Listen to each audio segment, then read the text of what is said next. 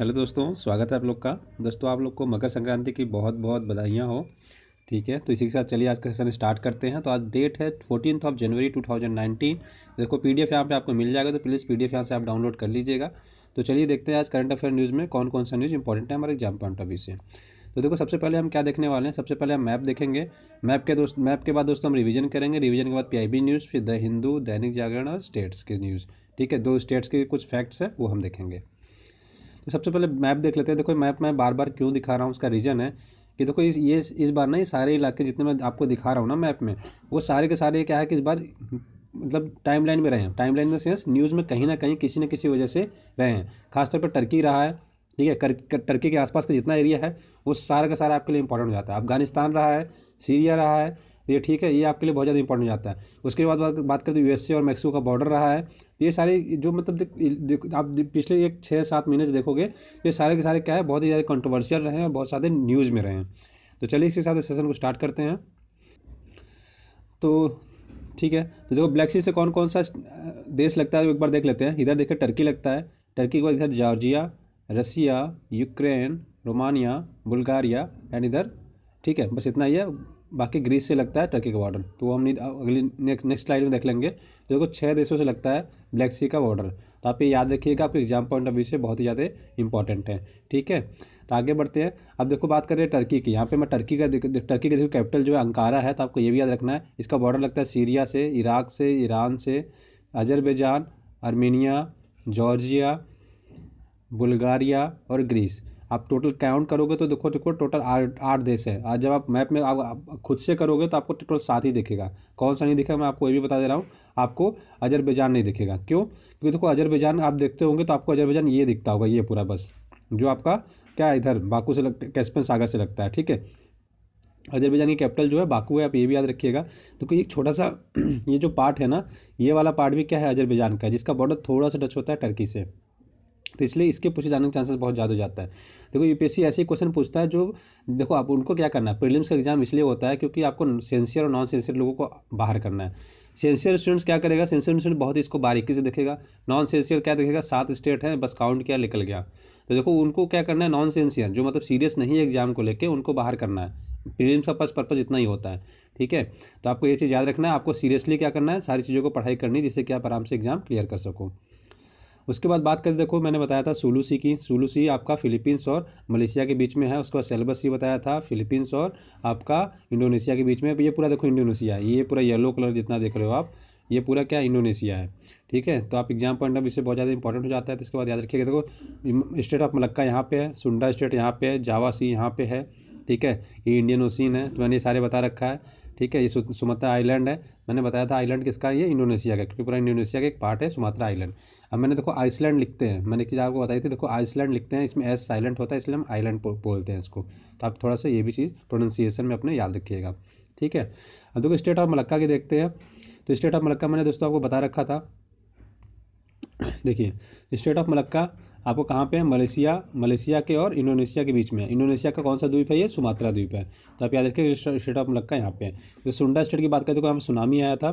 ठीक है, तो आप ये समुद्र मैत्री करके हमने इसके लिए अभियान भी चलाया था। तो आपको याद रखना है कि समुद्र मैत्री क्या था, आपसे एग्जाम में ये भी पूछा जा सकता है। ठीक है, तो ठीक है, उसके बाद आगे बात करते हैं। जावा इधर हो गया, इधर आपका इंडियन ओशियन हो गया। ठीक है, सुमात्रा और जावा द्वीप को क्या करता है, अलग करता है सुंडा स्टेट, और जावा सागर को इंडियन ओशियन से जोड़ता है।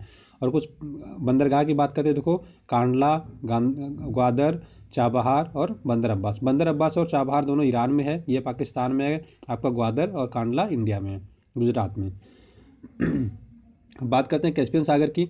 तो कैस्पियन सागर की बात करें, देखो मैंने बताया था आपको रूस, Azerbaijan, Iran, Kazakhstan, Turkmenistan, Uzbekistan का बॉर्डर नहीं लगता है। देखो यही आप कंफ्यूज करेगा उज्बेकिस्तान। ठीक है, तो आपको याद रखिएगा।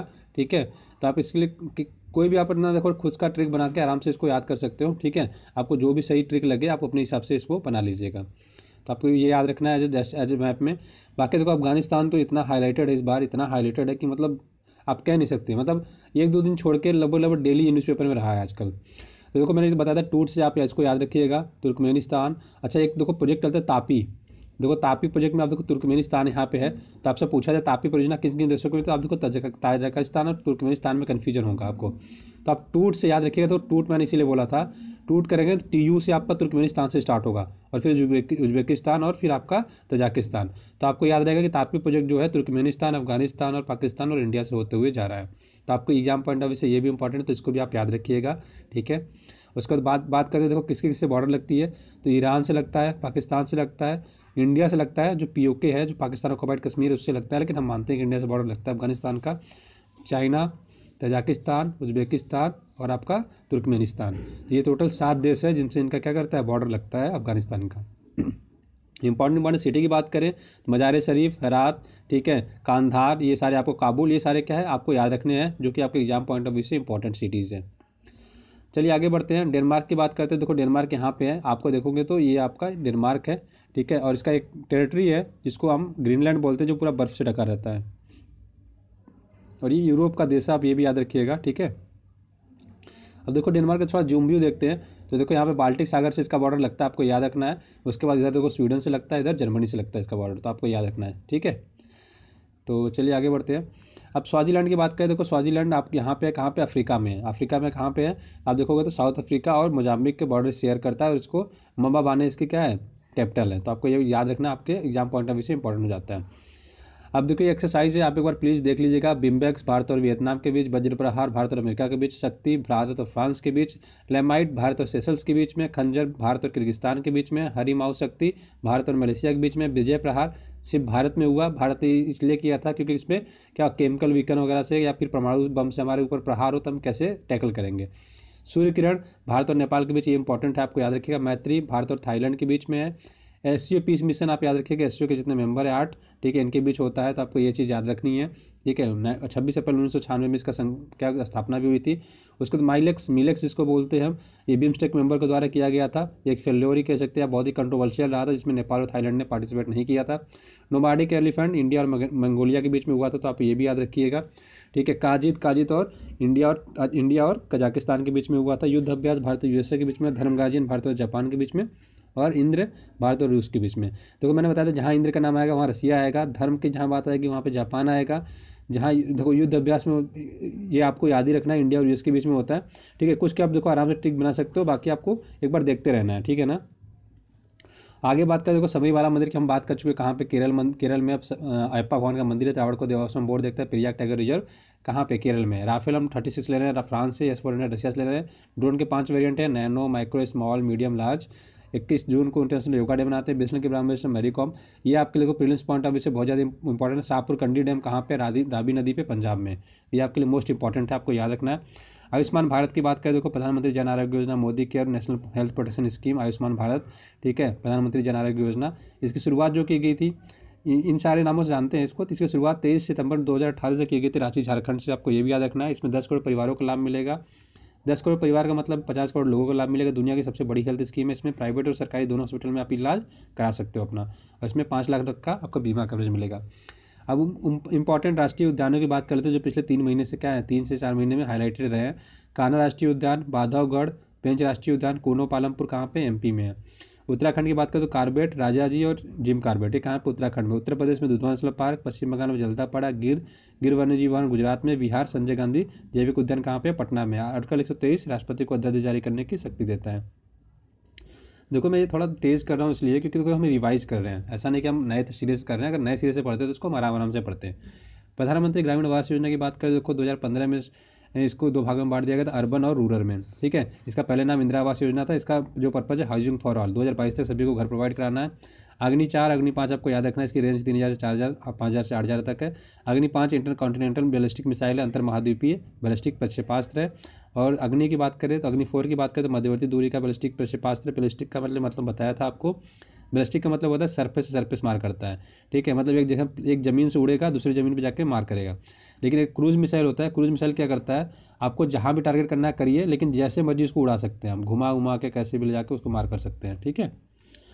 उसके बाद देखो सिख धर्म की बात करें तो देखो अब ये आपके लिए इंपॉर्टेंट हो जाता है, क्योंकि तो गुरु गोविंद सिंह की 350वीं जयंती हमने सेलिब्रेट की, ठीक है। तो आपके लिए एग्जाम पॉइंट ऑफ व्यू से बहुत ज़्यादा इंपॉर्टेंट हो जाता है। मतलब इस पे इनके नाम पे ही सिक्का जारी किया गया, 350 रुपये का सिक्का जारी किया गया प्रधानमंत्री मोदी के द्वारा। तो आपके ये पॉइंट भी याद रखना है, ठीक है, आपके एग्जाम पॉइंट ऑफ व्यू से बहुत ही ज़्यादा इंपॉर्टेंट हो जाता है, ठीक है ना। तो इसके आगे बढ़ते हैं। देखिए गुरु नानक देव जी ने क्या किया था, सिख धर्म की स्थापना की थी, लंगर प्रथा इन्होंने स्टार्ट की थी। अर्जुन देव इन्होंने क्या किया था, स्वर्ण मंदिर का नींव रखा था और गुरु ग्रंथ साहिब का संकलन किया था। हरगोविंद सिंह ने अकाल तख्त की स्थापना की थी।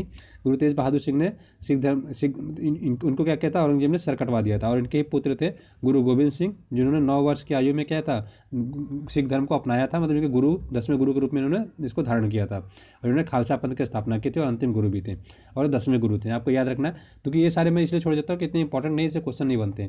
जो बनते हैं मैंने देखो रेड कलर के रेक्टेंगल में आपको डाल रखा है यहाँ पे, ठीक है। संसद के 3 सत्र होते हैं, बजट सत्र, मानसून सत्र, शीतकालीन सत्र। आरबीआई की बात करें तो देखो आरबीआई 1 अप्रैल 1935 को बना था। आरबीआई अधिनियम 1934 के तहत इसका जो हेडक्वार्टर था पहले कोलकाता था। 1937 में इसका हेडक्वार्टर चेंज करके मुंबई कर दिया गया था। इसका जो हेड होता है वो गवर्नर होता है, उसी की जो इसकी नीतियों का निर्धारण भी करता है। 1949 को इसका राष्ट्रीयकरण कर दिया गया था और भारत का पूर्ण स्वामित्व इस पर हो गया था। आगे बात करते हैं लॉन्चिंग व्हीकल की। देखो ये दोनों हमारे लिए इंपॉर्टेंट नहीं है, PSLV GSLV मार्क 3, आपको ये इंपॉर्टेंट है। PSLV की जो रेंज है वो याद रखिएगा 750 किलोग्राम तक ले जाने की है। ये 2250 किलोग्राम तक ले जा सकता है और ये आपका लगभग 4000 से 4500 किलो तक ले जा सकता है, ठीक है। मार्क 3 को बाहुबली बोलते हैं या F11 इसको बोलते हैं, मार्क 2 को। तो आप ये पॉइंट भी याद रखिएगा। ब्रिक्स की बात करें तो 16 जून 2009 को इसका फॉर्मेशन हुआ, ठीक है। 2010 में रसिया ऐड हो जाता है। 10वां जो समिट हुआ साउथ अफ्रीका में हुआ, तो इसका एक बैंक है न्यू डेवलपमेंट बैंक। तो आपको ये पॉइंट्स याद रखने हैं। असम पहला राज्य बना है जिसने NRC कराई 1951 के बाद, तो आपको याद रखना है। पाइका विद्रोह की बात करें देखो 1817 में हुआ था। ब्रिटिश इंडिया कंपनी के खिलाफ बख्शी जगबंधु के नेतृत्व में एक सशस्त्र विद्रोह था पाइक लोगों के द्वारा। तो आपको ये पॉइंट इंपॉर्टेंट है। बोगीबिल की बात करें तो जो लेंथ है 4.9 किलोमीटर है। एशिया का दूसरा सबसे लंबा रेल सड़क परियोजना है। नीचे ट्रेन चलती है, ऊपर आपको रोड बना है, ठीक है, जिसमें आप बस वगैरह कुछ भी ले सकते हैं। नागालैंड की बात करें तो 1 दिसंबर 1963 को स्थापना हुई थी। हॉर्नबिल फेस्टिवल के रूप में इसको सेलिब्रेट करते हैं। चेनाब रिवर की बात करें तो इसका हाइट जो है 359 मीटर है, तो आपको याद रखना है। और आप एफएल टावर की बात करो तो 324 है। न्यू होराइजन्स क्या है, देखो ये आपको प्लूटो के अध्ययन के लिए छोड़ा गया था 19 जनवरी 2006 को, आपको याद रखना है। यूनेस्को की बात करें तो 16 नवंबर 1949 को इसका स्थापना हुआ था, ठीक है। इसका हेडक्वार्टर जो है फ्रांस पेरिस में है और ये इसका उद्देश्य क्या है, शिक्षा, संस्कृति, अंतर्राष्ट्रीय सहयोग को बढ़ावा देना, ये सारी कार्य है। PIB न्यूज़ में देख लेते हैं। देखो कुंभ मेले के बारे में कहा गया है, तो आपको पता है कुंभ देखो हर 6 साल 12 साल पे होता है। 6 साल मतलब 6 से साल पे ही होता है। तो एक 6 साल पे होता है। सपोज करो ये 2006 में हुआ, तो 2012 में होगा, 2018 में हुआ, ऐसे अगर हम बात करें। अब एग्जाम्पल ही लेते हैं। जो देखो 2013 में अभी कुंभ हुआ था, 2013 के बाद 6 साल बाद फिर से हुआ, कब, 2019 में। अब इसके बाद 6 साल बाद कब होगा, 2025 में, ठीक है। तो पहले क्या होता था, जैसे जब 6 साल पूरे होते थे तो उसको हम बोलते थे अर्ध कुंभ, और उसके बाद जब 12 साल पूरा होता था तो उसको हम बोलते थे कुंभ। लेकिन उसका नाम अब चेंज कर दिया गया है। 6 साल वाले कुंभ, 6 साल वाले जो मेला लगता है उसको हम कुंभ बोलते हैं, और जो 12 साल बाद लगता है उसको महाकुंभ बोलते हैं। तो ये कुंभ है, ठीक है। देखो महाकुंभ देखो 2013 में लगा था, अभी 2019 में क्या लग रहा है, कुंभ लग रहा है, ठीक है। तो महाकुंभ कब लगेगा, 2025 में लगेगा महाकुंभ, ठीक है। तो आप ये भी याद रखिएगा महाकुंभ कब लगेगा, 2025 में। ये आपके एग्जाम पॉइंट ऑफ व्यू से थोड़ा सा इंपॉर्टेंट हो जाता है, इतना फैक्ट याद रखने के लिए। बाकी बात करें देखो प्रयागराज इसका नाम कर दिया गया, पहले इलाहाबाद था, ये याद रखिएगा। 3 नदियों के यहाँ पर संगम माना जाता है, गंगा, यमुना और सरस्वती। सरस्वती जी अदृश्य होकर आती हैं, गंगा और यमुना यहाँ पे साक्षात दिखता भी है कि गंगा और यमुना का पानी भी है, ठीक है। तो आप ये तीनों पॉइंट्स याद रखिए, जो आपको इसको संगम बोलते हैं, जहाँ ये तीनों मिलते हैं इसको संगम बोलते हैं। तो आपके एग्जाम पॉइंट ऑफ व्यू से ये भी इंपॉर्टेंट है। तो पहला गंगा, यमुना, सरस्वती का यहाँ पे मिलन होता है, तीन नदियों का। उसके बाद संगम, जहाँ ये मिलती है उनको संगम बोला जाता है। ये भी याद रखिएगा, आपके एग्जाम पॉइंट ऑफ व्यू से इंपॉर्टेंट है। बाकी देखो कुंभ मेले की बात करें तो 6 साल पे लगता है, 12 साल पे लगता है। 12 साल पे जो लगता है उसको महाकुंभ बोलते हैं, 6 साल पे जो कुंभ लगता है उसको कुंभ बोलते हैं, ठीक है। तो आप ये बात याद रखिए, पहले इसको अर्धकुंभ और कुंभ बोला करते थे। तो ये आपके एग्जाम पॉइंट जितने इंपॉर्टेंट है मैंने सारे बता दिए। हुनर हाट का आयोजन कहाँ किया गया, दिल्ली में किया गया, आप ये याद रखिएगा। किस मंत्रालय के द्वारा किया गया, तो अल्पसंख्यक कार्य मंत्रालय के द्वारा किया गया था। इसमें जो है कि जो हस्तकला और हथकरघा उद्योग है ना, उसको बढ़ावा देने की बात कही गई है। तो आप ये पॉइंट्स याद रखिएगा। बाकी इसके अब आपसे पूछा जा सकता है कि इसका जो मतलब इसका जो उद्घाटन कहाँ किया गया, वो कहाँ किया गया, नई दिल्ली में किया गया, आपके लिए इंपॉर्टेंट है, ठीक है। उसके बाद बात है तो गुरु गोविंद सिंह के देखो 350 रुपये का सिक्का जारी किया गया प्रधानमंत्री मोदी के द्वारा। तो ये हम पहले ही डिस्कस कर चुके हैं। तो चलिए दोस्तों आगे बढ़ते हैं। अब देखो बात करते हैं आर्थिक आरक्षण की शुरुआत कौन राज्य कर रहा है, तो गुजरात कर रहा है। तो ये आपके लिए इंपॉर्टेंट है। जो 10% आरक्षण की बात कही गई है तो ये गुजरात से चालू हो रहा है। तो आपको ये एग्जाम पॉइंट ऑफ व्यू से इंपॉर्टेंट है, तो इसको याद रखिएगा, ठीक है। उसके बाद देखो हुनर हाट की बात करें, देखो ये हाथ से बनाया हुआ एक कुछ तोप जैसा है, ठीक है, टैंक तोपी है ये, ठीक है। तो ऐसे देखो हाथ से लोगों द्वारा बनाया गया है। तो आप ये चीज़ याद रखिएगा, हुनर हाट का आयोजन कहाँ किया गया है, नई दिल्ली में किया गया है, ठीक है। तो वित्त मंत्री जी ने इसका उद्घाटन किया था अरुण जेटली ने कनॉट प्लेस पे, ठीक है। तो आप बस ये याद ना रखें हुनर हाट का आयोजन कहाँ गया, आपके एग्जाम पॉइंट ऑफ व्यू से बस यही इंपॉर्टेंट हो जाता है। एक टर्म्स आया ओवरड्राफ्ट। ओवरड्राफ्ट क्या होता है, देखो मैं इसको बड़ा सिंपल तरीके से समझाने की कोशिश करूँगा। सपोज करो आप अपने अकाउंट में 10,000 रुपये रखे हो, ठीक है। आपको क्या चाहिए, आपको कोई चीज़ सपोज करो मोबाइल खरीदना, आपको 20,000 रुपये चाहिए आपको। अब आपके अकाउंट में 10,000 है, आपके पास 10,000 नहीं है, 10,000 कम पड़ रहे हैं। आप बैंक के पास जाओगे, बोलोगे भैया हमें 10,000 रुपये कम पड़ रहे हैं, आप प्लीज़ ओवरड्राफ्ट कर दो। तो वो क्या करेगा, आपको 10,000 रुपये दे देगा अपनी तरफ से। तो आपके पास एक्चुअली में अकाउंट में 10,000 था, लेकिन बैंक ने आपको कितना दे दिया, 20,000। मतलब 10,000 आप माइनस में चले गए, आपका अकाउंट माइनस 10,000 में चला जाएगा। तो इसको बोलते हैं ओवरड्राफ्ट करना। मतलब आपके अकाउंट में अगर 10,000 है, आपको मैं आपको एक्स्ट्रा अगर आपको चाहिए तो मैंने एक्स्ट्रा दे दिया। सपोज अगर 2,000 था, आपको 12,000 चाहिए था, तभी मैंने आपको 10,000 एक्स्ट्रा दे दिया। लेकिन दिया कब जाता है, बैंक देने से पहले क्या चेक करेगी कि 10,000 आपके प्रेजेंट अकाउंट में है, लेकिन वो देखेगी पिछले एक साल में आपके अकाउंट में कितने पैसे रहेंगे। पता चला कि आप पिछले एक साल में आपके अकाउंट में मिनिमम बैलेंस 30,000 था, मतलब 30,000 रहा है। उसके बाद अभी 1-2 दिन पहले आपने 20,000 रुपये निकाल लिए तो 10,000 बचा था। मतलब आपका अकाउंट जो है बहुत ज़्यादा अच्छे से मेंटेन था। कभी आप हमेशा आपके अकाउंट में 30,000, 50,000, 60,000, 30,000, 50,000, 60,000 रुपये रहे हैं। उनको ये बैंक अकाउंट स्टेटमेंट देख के पता लग गया। तो ये कहेंगे यार बंदा तो अच्छा है, क्योंकि इसके अकाउंट में मैंने देखा है हमेशा ये पैसे रहते हैं, खर्चा करता है, फिर पैसे रहते हैं, खर्चा करता है, पैसे रहते हैं। तो इसका मतलब है कि बाद में इसके पास पैसा आएगा और ये हमें जो 10,000 रुपये हमसे ओवरड्राफ्ट ले रहा है वो पे कर देगा। तो ओवरड्राफ्ट का सिंपल सा मतलब हो गया कि अगर आपके पास 10,000 रुपये थे, आपको इससे ज़्यादा पैसा लेना था बैंक से, तो बैंक ने क्या किया, आपको प्रोवाइड करा दिया, ठीक है। तो यही है ओवरड्राफ्ट। जैसे अभी जनधन योजना की बात करें, ठीक है, तो उसके जब अकाउंट खोले गए थे उसमें क्या थी, उसमें भी ड्राफ्टिंग की आपकी सुविधा दी गई थी कि आप 5,000 रुपये तक ड्राफ्ट ले सकते हो, ओवरड्राफ्ट ले सकते हो, 10,000 तक ले सकते हो, ठीक है। महिलाओं के नाम पे ले सकते हो, पूरे परिवार में एक पर्सन को मिल सकता है, ये योजना थी। अगर आपके पास अकाउंट में 2,000 रुपये है तब भी कोई दिक्कत नहीं है। अगर आपको 10,000 रुपये चाहिए तो आप 10,000 रुपये बैंक से ले सकते हो। आपका बैंक अकाउंट का रिकॉर्ड देखा जाता था, उस बेसिस पे आपको दे दिया जाता था, ठीक है। अब देखो यहाँ पे भी कहा गया तालिबान के वापसी के बाद भी खत्म नहीं होगा भारत की अहमियत। तो देखो अब ये है कि देखो अब अमेरिका में सुबह डिस्कस भी किया था आपसे ये एडिटोरियल एनालिसिस में, इसमें भी कही जा रही है क्या कि अगर रूस और अमेरिका यहाँ से हट जाते हैं तब भी भारत के लिए ये अहम है। तो भारत को देखो तालिबान आज अभी जाता है तब भी क्या है, भारत के लिए अहमियत रहेगा। ये मैंने आपको पहले भी बात बता चुका हूँ। तो तालिबान से हमें क्या जरूरत है, हमें तालिबान से सामंजस्य स्थापित करने की जरूरत है, ये हमारी विदेश मंत्री सुषमा स्वराज जी ने कहा है। लोक लुभान राजनीति की देन है ब्रेग्जिट और शटडाउन। अब देखो ब्रेग्जिट की मैंने बात कर ली आपसे, ब्रेग्जिट पहले ही आपको बता दिया। ब्रेग्जिट क्या था, ब्रिटेन का एग्जिट था यूरोपियन यूनियन से, ठीक है। तो इसको हम ब्रेग्जिट बोलते हैं। शटडाउन आपको पता है कि लगभग 23-24 दिन से शटडाउन चल रहा है। क्यों चल रहा है, उसका रीज़न है कि देखो 35,000 करोड़ रुपये अपने बजट में क्या किया, डोनाल्ड ट्रंप ने डाल दिया। मतलब जो हमारे अमेरिका के प्रेसिडेंट हैं डोनाल्ड ट्रंप, उन्होंने क्या किया 35,000 करोड़ रुपये क्या किया बजट में डाला। किस लिए, मैक्सिको और अमेरिका के बॉर्डर पे क्या करना, दीवार खड़ी करने के लिए। अब क्या हुआ, इनकी संसद ने उसको रिजेक्ट कर दिया। संसद ने कहा नहीं नहीं हम इतना पैसा फालतू खर्च नहीं करेंगे, ठीक है। अब इन्होंने देखो चुनाव में वादा किया था। अब इस वजह से क्या हुआ कि संसद का कार्य रुक गया। डोनाल्ड ट्रंप इस पे अड़े हैं कि पास करो, संसद कहती हम पास नहीं करेंगे। अब इसमें क्या हुआ, शटडाउन चल रहा है, ठीक है। अमेरिका में पूरे कामकाज ठप पड़े हैं पूरे, और डोनाल्ड ट्रंप इस जीत पे पड़े हैं कि हमें क्या करना है, हमें दीवार खड़ी करनी है तो खड़ी करनी है। तो इलेक्शन के टाइम में उन्होंने 3-4 चीज़ें कही थी। सीरिया से अपने सैनिक बना लेंगे, अफगानिस्तान से अपने सैनिक बना लेंगे, मैक्सिको के बॉर्डर पे क्या करेंगे, दीवार खड़ी करेंगे। तो मैक्सिको अभी तो अब मैक्सिको बॉर्डर का दीवार का खड़ी करने के बाद फंसा हुआ है। अफगानिस्तान से देखो ट्रूप्स बुलाने की बात कही है, तो वो लगभग क्या है, हो सकता है वो बुला लेंगे, आधे तो बुला ही लेंगे, उन्होंने बोल भी दिया है, तो ये बुला सकते हैं। सीरिया से उन्होंने क्या किया, अपने सैनिक पहले ही खींचने लगे हैं, वो भी वहाँ से बुला रहे हैं। तो ये सारी पॉसिबिलिटीज़ है, जो यही सारे रीजन है इनके अमेरिका में शटडाउन के भी। और ब्रेग्जिट में देखो उसमें इलेक्शन के टाइम यही चीज़ हुआ था कि देखो ग्रीस में क्राइसिस आए थे।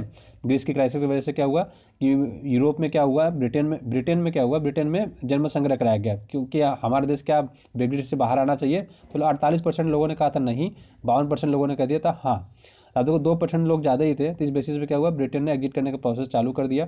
अभी जनता कह रही है कि हमें ब्रेग्जिट नहीं करना है, हमें यूरोपियन यूनियन के पार्ट से बने रहना और उसके साथ जुड़ के रहना है। तो ये सारा मामला था। अब देखो यहाँ पे एक आप याद रखिएगा, या आप ये ठीक है, तो ये मध्य प्रदेश में एक जानवर हमें एशियन पाम सिवेट मिला है, तो आप याद रखिए पाम सिवेट कहाँ मिला है, पेंच पार्क में। तो आपको याद रखिए पेंच, देखो हम राष्ट्रीय उद्यान डेली डिस्कस करते हैं, तो कहाँ पे, एमपी में है, कहाँ पे मिला है, पेंच पार्क में मिला है, पेंच राष्ट्रीय उद्यान में। तो कहाँ, नाम क्या है इसका याद रखिएगा, आपके लिए इंपॉर्टेंट रहता है, पाम सिवेट। ठीक है, आपको ये याद रखना, पाम सिवेट इसका नाम है, आपके एग्जाम पॉइंट ऑफ व्यू से बहुत ज़्यादा इंपॉर्टेंट है। ठीक है, तो दोस्तों आज की वीडियो में बस इतना ही रखते हैं। आशा करता हूँ वीडियो आपको पसंद आया होगा। तो यहाँ पे देखो आप गल्फ ऑफ मन्नार, पाकवे, ये दोनों आप देखते रहिए। ठीक है, श्रीलंका और भारत के बीच में इसका नॉर्थ मोस्ट पॉइंट है जाफना। मैत्रीपाल सिरिसेन इसके राष्ट्रपति, रानिल विक्रमसिंघे पीएम है।